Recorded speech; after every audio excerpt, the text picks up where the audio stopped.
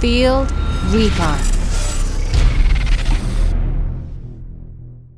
All right, everybody, it's getting a little bit dark right now, but I want it to be so that you can see perfectly this arrow flight, because today's field recon segment is all about how to use your other pins that you aren't aiming with as references for knowing your arrow trajectory to make sure that you're not going to strike any overhanging limbs. And this is something that we've probably all made a mistake on. I know that I have, and in fact, this past year I was in British Columbia.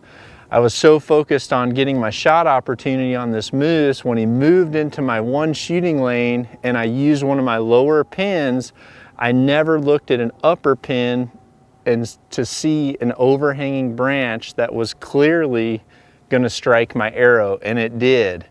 So right away I thought this is a perfect segment. And so here's what you have to do.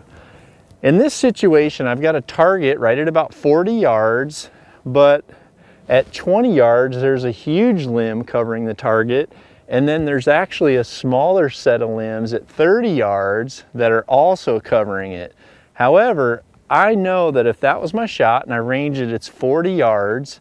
When I draw back and put my 40 yard on that animal or on the kill zone, if my 20 yard pin is clear of this major branch, and then that 30 yard pin is clear of that next set of branches, then I know I'm going to be able to get that arrow right in there. So I don't want to endorse crummy shots, but when it comes to that one limb or one line of fence, those pins that are at that same distance can tell you. So here we go.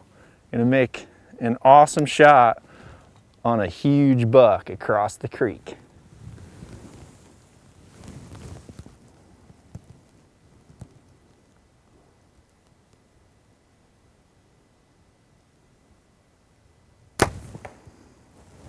Smoked.